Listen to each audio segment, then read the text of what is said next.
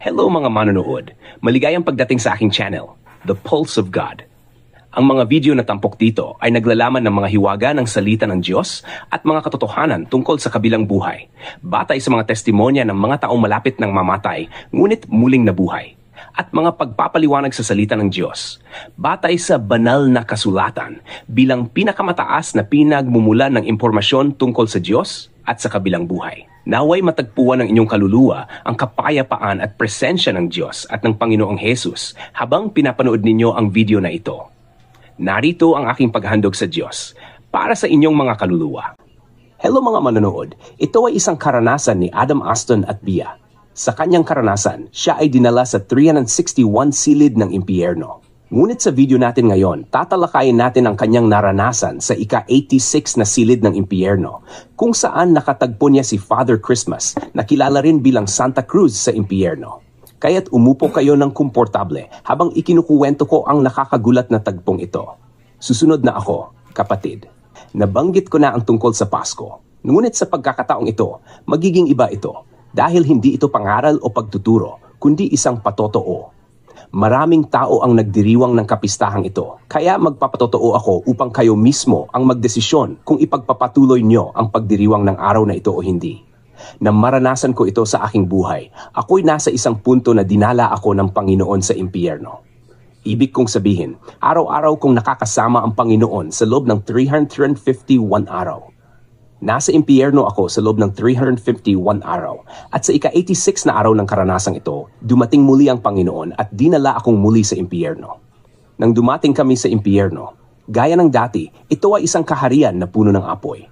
Napakaraming lava ng apoy sa bawat sulok at nakita ko ang napakaraming mga nawawalang kaluluwa sa loob ng lava ng apoy. Hindi mabilang ang kanilang bilang. Napansin ko na ang kanilang mga ibabang bahagi ay nakalubog sa lava ng apoy. Kapatid, nakita na nating lahat ang lava ng bulkan, kung paano ito kamukha ng likidong bakal. Ngayon, isipin mo ang libu-libong tao sa loob ng likidong lava ng apoy na nasusunog. Nakita ko na karamihan sa mga kaluluwa na aking napagmamasdan ay mga taong regular na nagsisimba.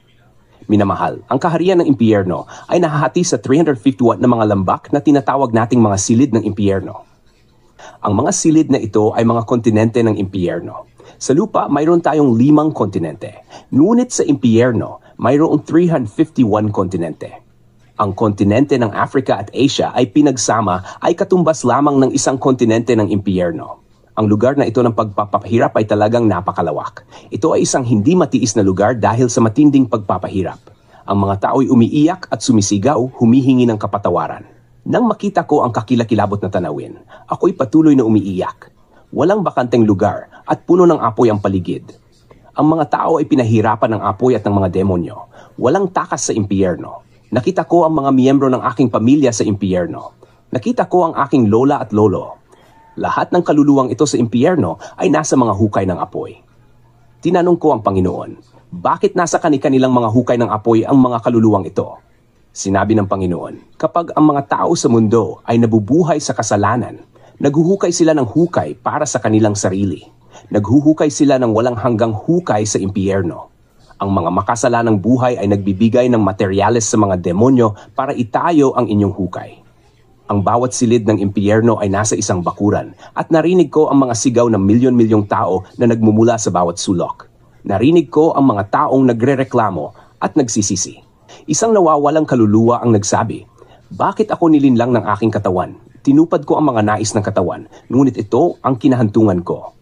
Lahat ng aking pinaghirapan upang makuha sa buhay, iniwan ko sa lupa at nawala ang aking kaluluwa magpakailanman sa aba ko. Ang ibang kaluluwa ay nagmumura sa Diyos dahil sa hindi matitiis na paghihirap at wala silang takas. Nang makita ko ang sakit ng mga nawawala, umiiyak ako ng malakas. Sinabi ko sa Panginoon, wala na bang pagkataon para sa mga kaluluwang ito na matubos? Sinabi ng Panginoon sa akin, ang mga tao ay maaring magsisi habang sila ay buhay sa lupa. Gayunpaman, kapag ang mga tao ay bumagsak sa lugar na ito, huli na ang lahat. Habang kami ay lumilipad sa ibabaw ng mga tao, nakita ko ang di mabilang na mga nawawalang kaluluwa na itinataas ang kanilang mga kamay sa Panginoon at humihingi ng kaligtasan. Nang tiningnan ko, nakita kong ang mga nawawalang kaluluwa ay parang nabubulok at sila ay natatakpan ng mga uod at apoy na sumusunog sa kanila. Sa tuwing sinusubukan ng mga taong ito na alisin ang mga uod sa kanilang katawan, mas marami pang uod ang dumadating sa kanila. Mas mabuti panggampain ng mga uod na gumagapang sa iyong katawan kaysa alisin sila dahil dadami pa ang mga ito. Sa kaharian ng impyerno, may mga apoy na bumubulwak mula sa ilalim ng lupa at ang apoy ay sinusunog ang napakaraming mga kaluluwa at mga tao. Umiiyak ang mga tao.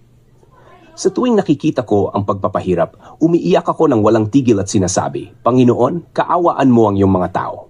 Sa wakas, nakarating kami sa harap ng isang gate. Nang tumingin ako, nakita ko ang isang lalaking nakaupo sa harap ng gate. Siya ay nakadamit na parang si Father Christmas. May hawak siyang mga laruan sa kanyang kamay at siya ay tumatawa sa mga tao na nakakulong sa loob ng gate. Sa ibabaw ng gate ng lugar na ito ay nakasulat ang mga salitang silid ng mga nawasak na kaluluwang nagdiriwang ng Pasko. Ang mga sulat ay hindi mula sa mundong ito, ngunit pinalawak ng Panginoon ang aking pag-unawa. Ipinapaliwanag ko lamang ito upang mas madali niyong maintindihan. Sa impyerno, nakita ko na ang apoy ay hindi sinusunog ang mga demonyo, maruruming ibon, mga mabangis na hayop, at maruruming nilalang. Sinusunog lamang nito ang mga kaluluwa ng mga tao na nasa lugar na ito ng paghihirap. Nang makita ko ang mga salitang nakasulat sa gate, sinabi ko, Panginoon, ano ang kahulugan ng inskripsyong ito? Sinabi ng Panginoon, ang lahat ng kasalanang ginagawa ng mga tao sa mundo ay iniuri sa mga bilangguan at kaparusyahan sa impyerno. Ang silid na ito na iyong nakikita ay itinayo para sa mga taong nagdiriwang ng Pasko. Sinabi ko, Panginoon, ipinagdiriwang ng mga tao ang Pasko dahil ito ang iyong kaarawan. Ang sagot sa akin ng Panginoon ay hindi ganoon ang kaso. Ang pagdiriwang na ito ay itinatag ng demonyo sa pamamagitan ng simbahang Katoliko. At ang demonyong nakikita mong tinatawag na Father Christmas ay ang maruming espiritu na nanunukso sa mundo. Siya ay isang demonyo. Ang simbahang ito na nagpasimuno ng Pasko ay kinatawan ni Satanas. Itinatag nila ang Paskong ito. Sinabi ng Panginoon, marami ng mga Diyos noong unang panahon. Ang emperador ay sumasamba sa Diyos ng araw. Nang ang mga Romano ay napasok sa Kristyanismo, ipinaasya ng emperador na magtaguyod ng isang kapistahan para sa mga Kristiyano. Sinabi ng emperador, dahil may kapistahan ng banal na komunyon upang alalahanin ang kamatayan at muling pagkabuhay ni Kristo, kailangan natin ng araw ng pagdiriwang upang ipagdiwang ang Diyos ng araw. Ang inspirasyong ito ay nagmula sa Diablo mismo na nagtipon ng isang pagpupulong kung saan sinabi niya sa mga kapangyarihan ng kadiliman. Dahil ang mga Kristiyano ng mundo ay walang araw kung saan inaala at ipinagdiriwang ang kanilang Panginoon. At dahil ang pamumuhay sa presensya ng kanilang Panginoon araw-araw ay isang pagdiriwang ng kanilang Diyos. Magtakda tayo ng isang araw kung saan sasabihin natin sa mundo na sila ay nagdiriwang ng kapanganakan ni Kristo. Ito ang magiging araw kung saan ang buong mundo at lahat ng pamilya ng mundo ay magbibigay sa akin ng karangalang nais ko. Gusto ko ng isang araw kung saan ang buong mundo ay magdiriwang at sasamba sa akin. Isang araw kung saan lahat ng pamilya sa lupa ay sasamba at magdiriwang sa akin. Ang araw na iyon ay hindi para sa pag-alala sa kamatayan ni Kristo dahil ito ay masyadong makapangyarihan. Kapag ipinagdiwang ng mga pamilya ng lupa at ng mga naninirahan sa mundo ang araw na ito, sila ay tatatakan ng aking serial na 666. Ang desisyong ito ni Satanas ay ipinatupad ng simbahang Katoliko. At ang mga taong nagdiriwang ng Pasko ay natatatakan ng 666 sapagkat sila ay sumasamba sa Diablo. Nakita ang demonyong ito na si Father Christmas sa harap ng gate. Sinasabi niya sa mga nawawalang kaluluwa na naghihirap, magdiwang kayo sapagkat ito ang inyong kaharian. Tinanggap nyo ang aming alok at ginawa nyo ang aming kalooban. Ito ang inyong gantimpala. Nagbibigay ng tiyak na mga tagubilin ng Diyos tungkol sa paggamit ng mga paganong kaugalian sa pagsamba sa Kanya. Eksakto tulad ng ginagawa ng Pasko. Pansinin kung ano ang Kanyang sinabi sa Deuteronomio 12:30-32. Huwag mong itanong tungkol sa kanilang mga Diyos, na sinasabi, paano ba naglilingkod ang mga bansang ito sa kanilang mga Diyos? Ako rin ay gagawa ng katulad. Huwag mong sasambahin ang Panginoon mong Diyos sa ganoong paraan. Anuman ang iniutos ko sa iyo, mag-ingat kang sundin ito. Huwag kang magdadagdag o magbabawas dito. At kung iniisip ng iba na ito ay isang utos lamang mula sa lumang tipan na hindi na akma ngayon, ang Apostol Pablo ay nagbigay ng parehong punto sa 2 Corinto 6 kung saan tinalakay niya kung may lugar ba ang mga hindi makabibliyang kaugalian at pagsasanay sa pagsamba ng mga tao ng Diyos. Anong pagkakaibigan mayroon ang katuwiran at ang kawalan ng batas? At anong pakikisalamuha mayroon ang liwanag sa kadiliman? At anong pagkakaisa mayroon si Kristo at si Belial, ang diablo at ang kanyang mga demonyo? O anong bahagi mayroon ang mananampalataya sa hindi mananampalataya? At anong kasunduan mayroon ang templo ng Diyos sa mga Diyos-Diyosan? Sapagkat kayo ay templo ng Diyos na buhay. Kaya't lumabas kayo mula sa kanila at maging hiwalay, sabi ng Panginoon. Huwag niyong hawakan ang marurumi at kayo'y tatanggapin ko. Ako'y magiging ama ninyo at kayo'y magiging mga anak ko, sabi ng Panginoong makapangyarihan. Kaya't dahil sa mga pangakong ito, mga minamahal, linisin natin ang ating mga sarili mula sa lahat ng karumihan ng laman at espiritu, pinapagyaman ang kabanalan sa takot sa Diyos. 2 Corinto 6:4-18, 2 Corinto 7:1. Sa halip na bigyan ng bagong pangalan ang mga paganong kaugalian bilang Kristiyano o payagan ang mga miyembro ng simbahan na ipagpatuloy ang kanilang mga dating paganong kaugalian, malinaw na sinabi ni Apostol Pablo sa kanila na iwanan ang lahat ng mga anyo ng pagsamba na ito at sumamba sa Diyos sa tunay na kabanalan ayon sa kanyang iniutos. Ganito rin ang sinabi ni Jesus, na ang kanyang mga tunay na tagasunod ay dapat sumamba sa espiritu at katotohanan. 1:4-24. Hindi magpakasaya sa mga inulit na paganong kaugalian at simbolismo. Nang makarating kami sa gate, tumakbo palayo ang demonyong ito mula sa presensya ng Panginoon. Nakita ko ang mga pangalan ng mga taong nagdiriwang ng paganong kapistahang ito sa gate. Pagkatapos ay bumukas ang gate. Nang pumasok kami sa loob ng silid na ito, ako'y nakaramdam ng pagkawalan. Sinabi ko, Panginoon, ilabas mo ako dito. Mangangako akong sasabihin sa mga tao na totoo ang impyerno. Hindi matiis ang lugar na ito. Hindi ko ito kaya. Sinabi ng Panginoon, anak ko, kailangan mong makita ito. Ito ay sa iyong kapakanan. Dapat mong ipaalam sa mga naninirahan sa lupa ang mga bagay na ito. Kapatid, may apoy sa lahat ng sulok ng lugar na ito. Walang bakanteng espasyo. Biglang narinig ko ang mga boses ng mga tao at mga bata. Hindi mabilang ang mga ito. Ang mga batang ito ay nahumaling sa pagdiriwang ng Pasko sa mundo. Pinanood ko at nakita ko na sila ay parang nabubulok at sila ay umiiyak. Habang kami naglalakad sa lugar na ito, nakita ko ang isang hukay at sa loob ng hukay ay may isang sanggol na umiiyak. Kinakain siya ng mga uod. Habang ang sanggol ay umiiyak, ipinahintulot ng Panginoon na marinig ko siya. Sinabi niya, hindi ko alam ang anumang bagay. Iniwan ko ang mundo nang ako'y isang taong gulang.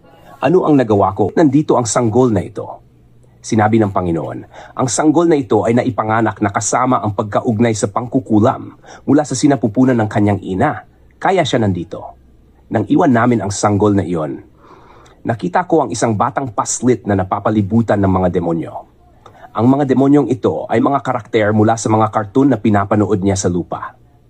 Ang batang ito ay nanonood ng Snowy, kaya naroon din si Snowy kasama niya, kasama ang iba pa.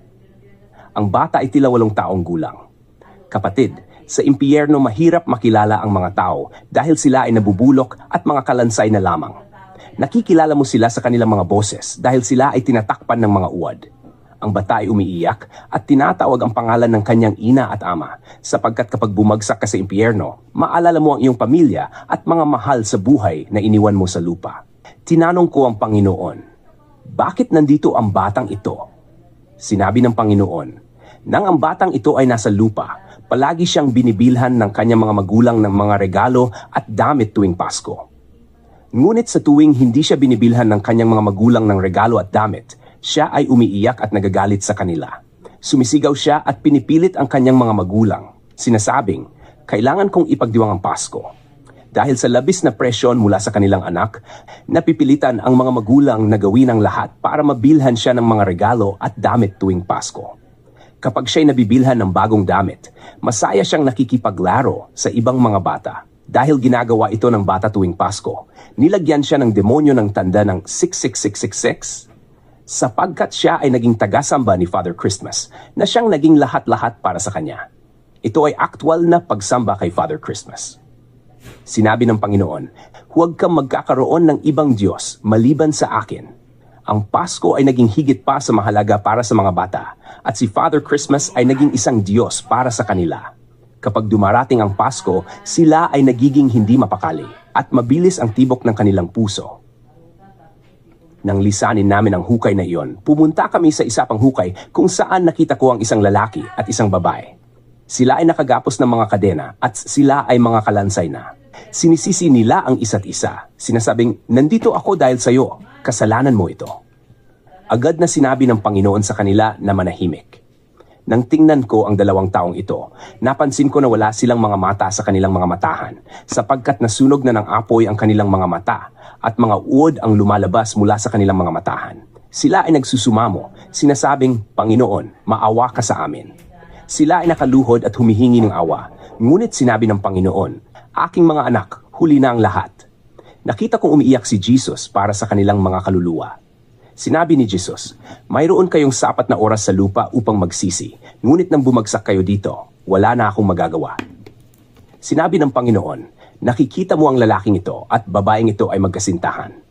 Noong dumating ang Pasko ng taong 2013, sila ay pumunta sa isang restaurant upang kumain at magsaya.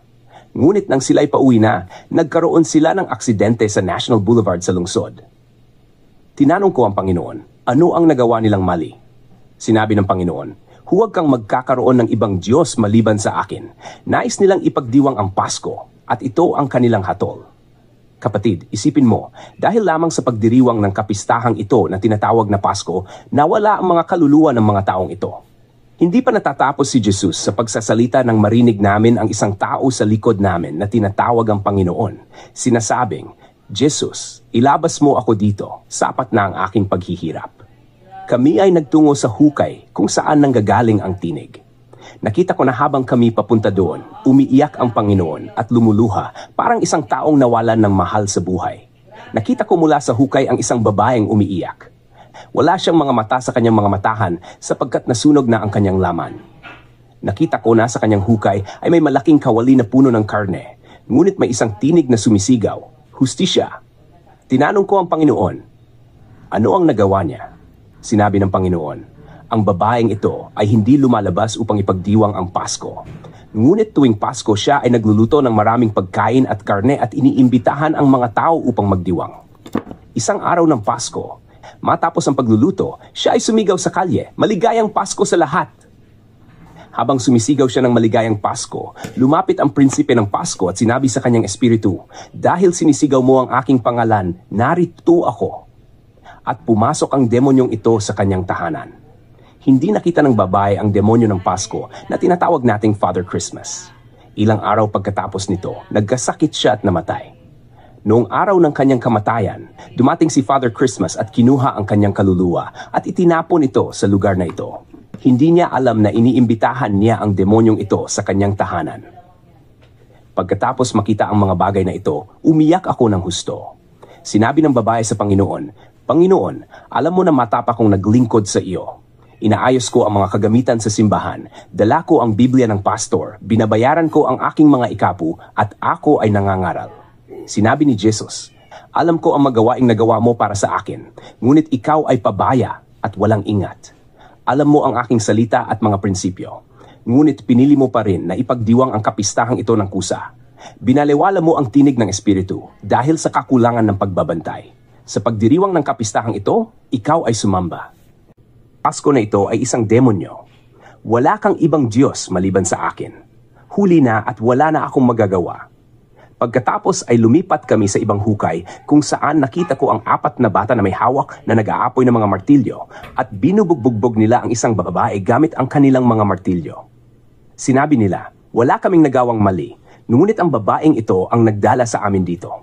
Siya ang nagturo sa amin na ipagdiwang ang Pasko bawat taon, kaya nandito kami. Sinabi ng Panginoon, ang babaeng ito ay ang ina ng 4 na batang ito. Bawat taon, binibili niya sila ng mga damit tuwing Pasko at sila ay nagdiriwang. Isang araw, sila ay nasa isang bus, nagkaroon ng aksidente at namatay sila.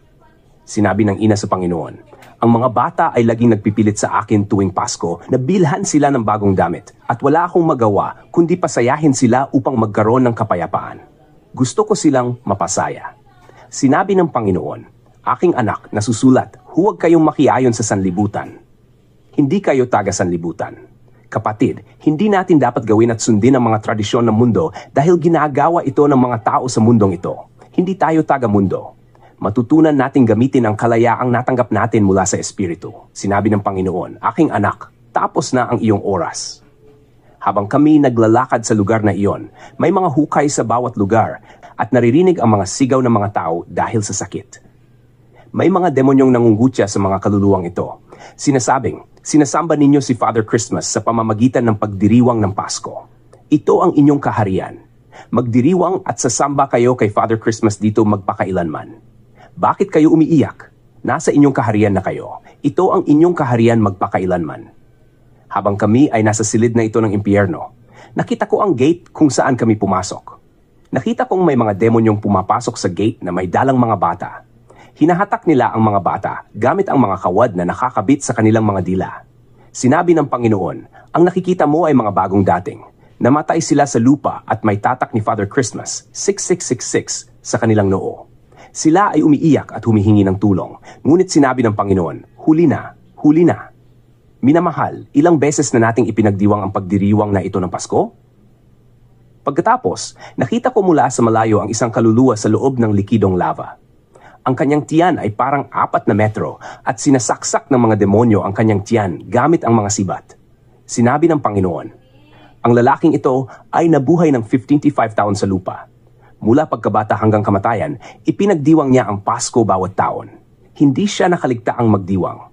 Bumibili siya ng pagkain at mga damit at lumalabas upang magsaya. Palagi niyang sinasabi sa kanyang asawa, kailangan nating magdiwang at magsaya sa panahong ito ng buhay. Masaya ako na kasama kita. Sinabi ng Panginoon, lahat ng pagkain kinain niya sa lahat ng pagdiriwang ng Pasko sa mga taon na iyon ay nasa kanyang tiyan, kaya ganoon ang hitsura nito. Sinabi ni Jesus, sinasaksak siya ng mga demonyo magpakailanman. Nakita ko na hindi siya makatayo dahil sa kanyang malaking tiyan. Tinatawag niya ang pangalan ng kanyang pastor, ngunit huli na. Nandoon siya sa loob ng apoy. Pagkatapos, nakita ko ang isang mangangaral sa impyerno na nangangaral sa mga nawawalang kaluluwa. Sinasabing, huwag ipagdiwang ang Pasko, ito'y mula sa demonyo. Nakita ko na may ilang kaluluwa na humihingi ng kapatawaran habang ang iba naman ay iniinsulto siya. Tinanong ko ang Panginoon, bakit nandoon ang mangangaral na ito? Sinabi ng Panginoon, sa kanyang simbahan, nangangaral siya na pwedeng ipagdiwang ang Pasko. Bawat Pasko, iniimbitahan niya ang mga bata at binibigyan sila ng mga regalo sa kanyang simbahan. Nang siya ay namatay, napagtanto niyang siya ay nagkamali. Kaya't nakikita mo siya ngayong nangangaral dito, ngunit huli na para sa kanya. Nang makarating kami sa kanya, sinabi niya, Panginoon, maawa ka sa akin. Ginawa ko ang iyong gawain at nagdala ng mga kaluluwa sa lupa. At nang bumagsak ako sa impyerno, napagtanto ko ang aking pagkakamali. Kaya ako'y nangangaral dito at marami ang naniwala sa akin. Ilabas mo ako dito. Sinabi ng Panginoon, sinungaling na lingkod, alam mo ang aking salita, ngunit pinili mong sundin ang pagdiriwang ng mundo at ipinangaral mo na okay lang ipagdiwang ang Pasko. Huli na. Habang kami papaalis, nagsimula siyang murahin ng Panginoon at nilalapastangan niya si Jesus. Ang Panginoon ay umiiyak sa lugar na ito. Nakita ko ang mga kardinal ng ating bansa. Hindi ko babanggitin ang kanilang mga pangalan. Nakita ko ang mga pare ng Katoliko at mga papa. Hindi ko na matagalan ang mga nakita ko. May mga tao sa ilog ng nagliliyab na apoy. Ang iba ay naghanap ng paraan upang makalabas, ngunit wala silang matakasan. Sila ay nakahiga sa ilog ng apoy. May mga taong tumatawag ng tulong, sinasabing, ano ang aming nagawa upang maranasan ang ganitong pagdurusa? Ang pader ng lugar na ito ay nasusunog din sa malakas na apoy. Sa kaguluhang ito, narinig ko ang isang boses na nagsasabing dagdagan ng temperatura. Bawat kalahating oras, tumataas ang temperatura ng lava. Hindi mo maisip ang sinasabi ko. May walang tigil na mga sigaw. Hindi mo maisip ang nakakatakot na lugar na ito. Dito, nakita ko ang isang kardinal na mula sa kilalang paaralan sa ating lungsod. Napapalibutan siya ng mga bata na hawak-hawak siya. Sinasabing, Ama, ikaw ang nagdala sa amin dito. Ang mga batang ito ay sinamahan ng mga tapat na mananampalataya ng simbahang Katoliko. Pinahihirapan nila ang kardinal, sinasabing, napunta kami dito dahil sa iyo. Kapatid, pagkatapos kong makita ang mga pahirap sa impyernong ito, hindi na magiging katulad ng dati ang aking buhay. Kung nais mong makatakas sa walang hanggang pagdurusa ng naglalagablab na apoy ng impyerno at makarating sa langit, dapat mong tanggapin si Hesu Kristo bilang iyong Panginoon at personal na tagapagligtas ngayon dahil hindi garantisado ang bukas. Dapat kang magsisi at ipahayag ang lahat ng iyong kasalanan sa Diyos at tiyaking sumali ka sa isang simbahan na naniniwala sa Biblia para sa higit pang espiritual na paglago. Marahil ikaw ay nalulong sa pag-inom, pakikipaglaban, pagtatalo, alkoholismo, paninigarilyo, diborsyo, poligamya, occultism, o pagkonsulta sa mga manghuhula para sa mga agimat.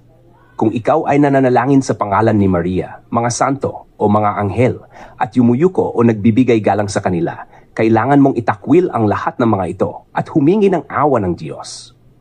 Marahil bilang isang babae, ikaw ay nahuhulog sa mga maling pagnanasa, binabago ang likas na gamit ng iyong katawan para sa mga bagay na laban sa kalikasan at nasasanay sa makamundong mga uso. Nagbibihis ng mga malalabnaw na damit, nagsusuot ng masikip na palda o pantalon na nagpapakita ng iyong dibdib o hita upang tuksuhin ang mga lalaki. Kung ikaw ay nagpapahid ng kolorete, nagsusuot ng peking pilikmata, alahas, hikaw, at naglalagay ng tattoo, nagpapakulay o nagpapaputi ng balat, dapat kang magsisi, itapon at sunugin ang mga ito. At tiyakin na panatilihin mo ang iyong likas na kagandahan. Dahil ang mga hindi matuwid ay hindi makakapasok sa kaharian ng Diyos. Mahal na Panginoong Hesu Kristo, inaamin ko na ako ay makasalanan at nalayo sa iyo. Nawalan ako ng unang sigasig sa espiritual na bagay at gumawa ng maraming bagay na hindi nakalulugod sa iyo. Namuhay ako para sa aking sarili lamang. Ako'y nagsisisi at humihingi ng tawad. Naniniwala ako na namatay ka sa krus para sa akin upang iligtas ako. Ginawa mo ang hindi ko kayang gawin para sa aking sarili. Lumalapit ako na ngayon sa iyo at hinihingi kong kontrolin mo ang aking buhay. Ibinibigay ko ito sa iyo mula sa araw na ito.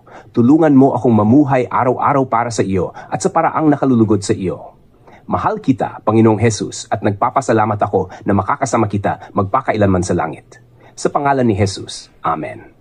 Pagkatapos mong sabihin ang dasal na ito, mangyaring sumali sa isang simbahan na naniniwala sa Biblia o lumapit sa iyong pastor at ipahayag ang lahat ng iyong mga nakatagong kasalanan sa Kanya at hilingin sa Kanya na tulungan ka sa araw-araw na pananalangin. Salamat sa panonood. Paano mo naramdaman matapos mapanood ang video na ito? Ako man ay nagulat nung una ko itong napanood. Parang mahirap itong tanggapin dahil ito na ang nakasanayan mo sa buhay. Matatagal ng ganito ang selebrasyon na ginagawa mo taon-taon. Tapos biglang malalaman mo na may mali pala dito. Pinaghahandaan mo ito ng maigi, malaking bahagi ng kita mo ang ginagastos dito. At pakiramdam mo pa ay isang uri ito ng sakripisyo dahil para ito sa paglilingkod mo sa Panginoon. Mahirap tanggihan ang katotohanan. Kailangan nating magpasya. Ipagpapatuloy ba natin ito o hindi? Sa puntong ito, masusubok ang relasyon natin sa Kanya. Ang ating kapatan sa Diyos ay hinahamon na ngayon. Balikan natin ang video upang suriin ang pagiging totoo nito at makatulong sa atin na magpasya. Totoo ba o peke ang karanasan ng taong nagbigay ng patotoo? Mapapansin natin sa video na ang karanasan ng tagapagsalaysay ay hindi lang nakatuon sa isang kwento, kundi sa iba't ibang tagpo na nakita niya sa impyerno. Kung talagang nais niyang pag-usapan ang Pasko, dapat ay nakasentro sa Pasko ang tema ng kanyang kwento. Nangyari lamang na ang mga taong pinarusahan dahil sa Pasko ay nandoon din, kasama ang iba pang pinarusahan sa iba't ibang kadahilanan na kanyang nakasalubong sa impyerno. Ang pamagat na may temang Pasko ay idinagdag ng nag-upload ng video o ng may-ari ng channel. Kaya ganito ang pamagat ay para makaakit ng interes mula sa mga manonood dahil ang Pasko ay malawak na ipinagdiriwang ng mga Kristiyano. Kapansin-pansin ito dahil ang pamagat ay may hatak sa damdamin ng mga tao. Matapos kong mapanood ang video, naantig ang aking interes sa sinabi ng Panginoong Jesus na ang nagpasimula nito ay ang emperador ng Roma. Sa kanilang selebrasyon ng araw ng kapanganakan ni Jesus, ginayamang nila ang pagdiriwang sa pista ng Diyos ng araw. Kaagad akong naghanap sa Google upang alamin kung may katotohanan ito. At ito ang aking natuklasan na nais kong ibahagi sa inyo. Paano nagsimula ang Pasko? Sa buong mundo, ang gitna ng taglamig ay matagal ng panahon ng pagdiriwang. 100 taon bago ang pagdating ng lalaking tinawag na Jesus, ipinagdiriwang na ng mga sinaunang Europeo ang liwanag at pagsilang sa pinakamadilim na panahon ng taglamig. Maraming tao ang nagdiriwang tuwing solstisyo ng taglamig, kung saan tapos na ang pinakamalupit na parte ng taglamig at mas humahaba na ang mga araw at ang sikat ng araw. Sa Scandinavia, ipinagdiriwang ng mga Norse ang Yule mula Disyembre 21, ang araw ng solstisyo ng taglamig, hanggang Enero. Bilang pagkilala sa pagbabalik ng araw, nagdadala ang mga ama at anak ng malalaking troso na kanilang sinusunog. Nagdiriwang ang mga tao hanggang sa tuluyang masunog ang troso, na minsan ay umaabot ng 12 araw. Para sa mga Norse, ang bawat tilamsik ng apoy ay kumakatawan sa bagong ipinapanganak na biik o gaya na darating sa darating na taon. Ang katapusan ng Disyembre ay perpektong panahon para sa pagdiriwang sa karamihan ng Europa.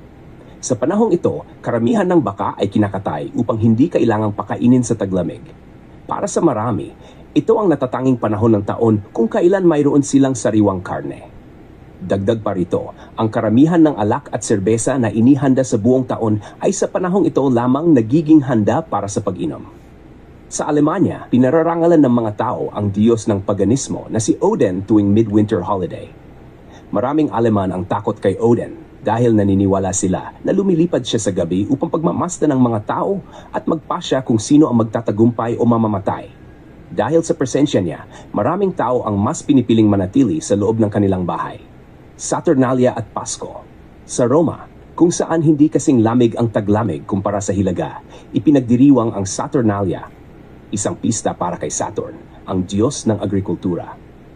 Mula sa linggo bago ang solstisyo ng taglamig at nagtatagal ng isang buong buwan, ang Saturnalia ay isang hedonistikong selebrasyon kung saan masagana ang pagkain at inumin at ang karaniwang kaayusan sa lipunan ay nababaligtad.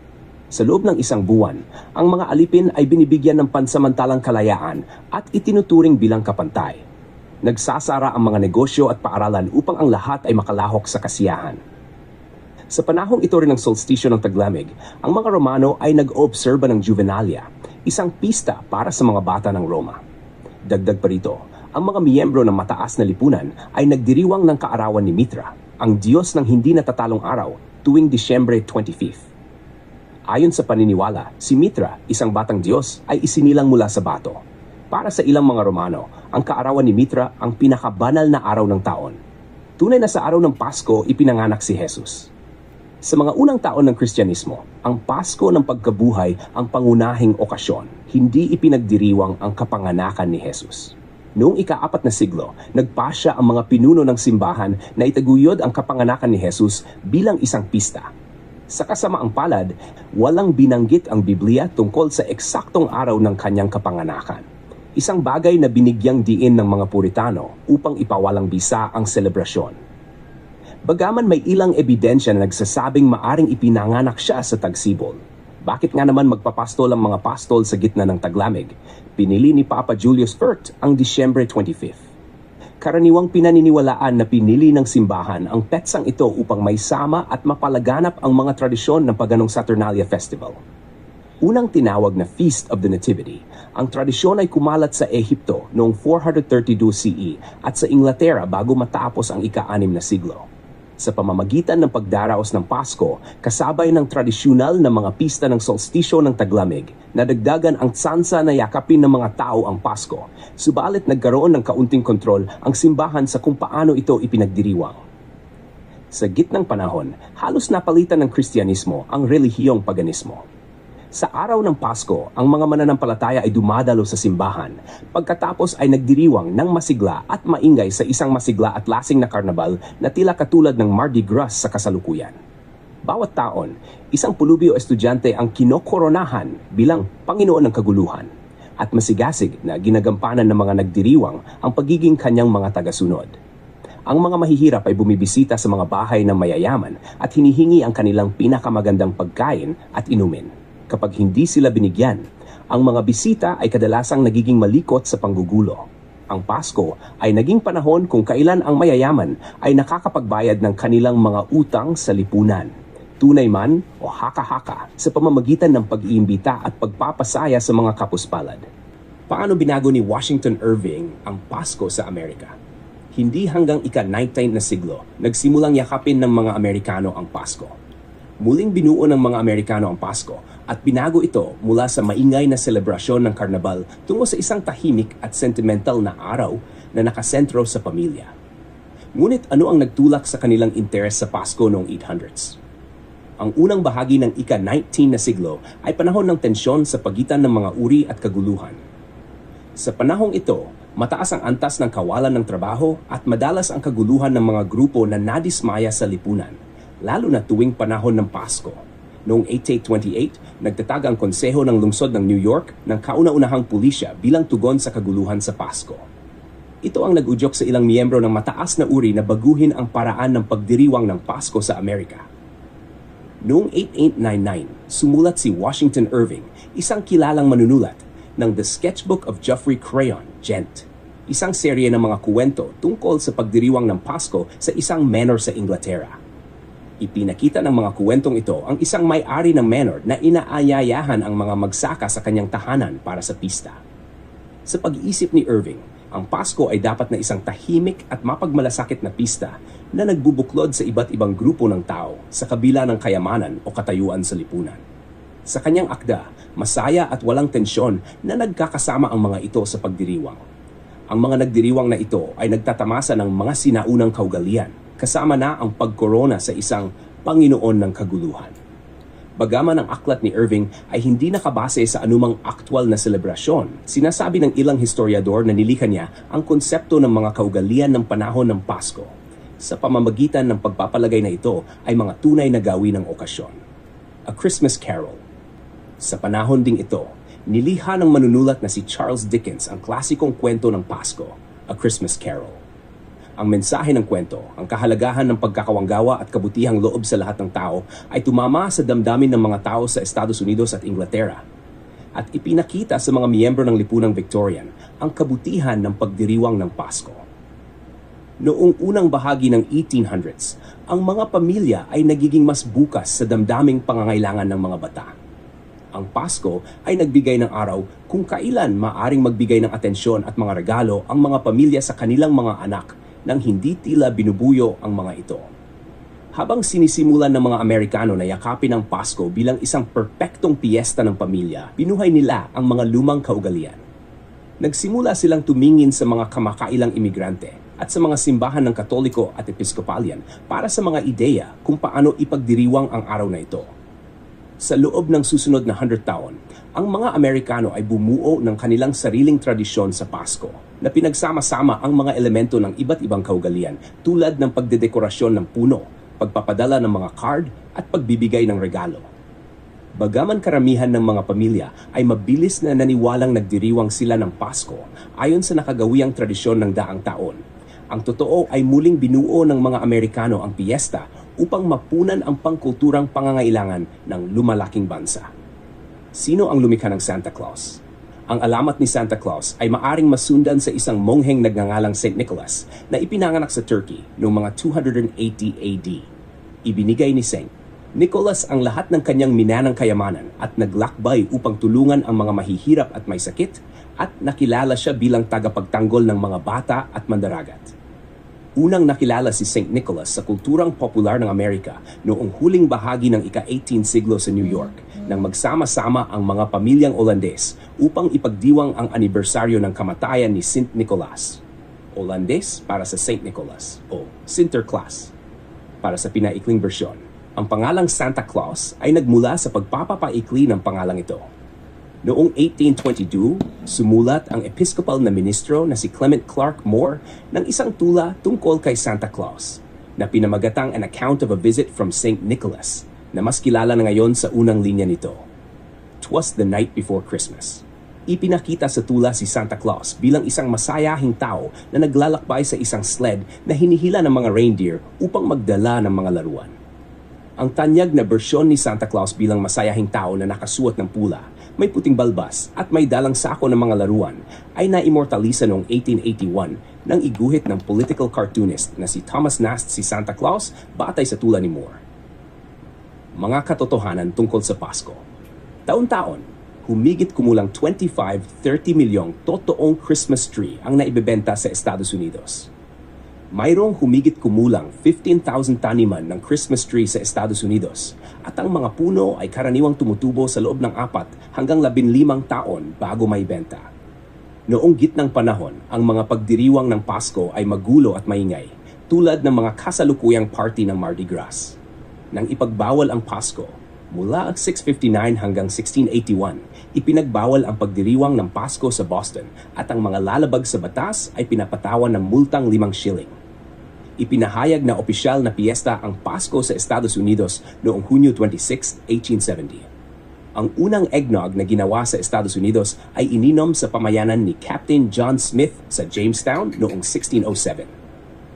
Ang mga halamang poinsettia ay ipinangalan kay Joel R. Poinsett, isang Amerikanong ministro sa Mexico na nagdala ng pulang berdeng halaman mula Mexico patungong Amerika noong 1828. Ang Salvation Army ay nagpapadala ng mga mangangalap ng donasyon na nakadamit Santa Claus mula pa noong 890s. Si Rudolph, ang pinakasikat na reindeer sa lahat, ay produkto ng imahinasyon ni Robert L. May noong 1939. Isinulat ng copywriter ang isang tula tungkol kay Rudolph upang makahikayat ng mga mamimili sa department store na Montgomery Ward. Nagsimula ang tradisyon ng Christmas tree sa Rockefeller Center ng mga construction worker noong 1931. Paano natin ginugunita ang Pasko? Paano nga ba natin ito ipinagdiriwang? Sa atin, ang tradisyon ng Pasko ay ganito. Noong ika-16 ng Disyembre, walang pasok sa eskwela, idinedeklara ito bilang opisyal na holiday ng gobyerno. Sa mga opisina, sarado rin ang mga ito dahil idinedeklara ito ilang araw bago magpasko. Maging ang mga pabrika ay sarado, ngunit ang mga supermarket ay bukas dahil maraming mamimili sa araw na iyon. Bukas din ang mga palaruan para magsaya ang mga bata. Ang buong bayan ay nagdiriwang, makakaramdam ka ng saya kahit saan. Naroon ang droga, alak at mga party sa bawat bayan. Ramdam ang saya ng araw ng Pasko sa bawat tahanan, bawat pamilya ay masaya, magkakasamang nagdiriwang ang mga magkakapatid, tatay, nanay at pati na ang mga kapitbahay. Lahat ay masayang umaawit buong gabi gamit ang video key. Sa buong mundo, lahat ay bumabati ng maligayang Pasko. Kailangan mong maging mabait at ngumiti sa lahat ng iyong makakasalubong, sa opisina, sa eskwela, sa daan, at kahit saan. Kung ikaw ay nakakaangat sa buhay, kailangan mong magbigay sa mahihirap. Kaya para sa marami, ang Pasko ay tungkol sa pagbibigay. Sa araw ng Pasko, lahat ay pantay-pantay dahil ang araw na ito ay isang araw ng pagmamahalan, pagbibigay at pagpapatawad. Nakatuon din ang Pasko sa mga bata. Nakikita natin na ang mga paninda ay para sa mga bata.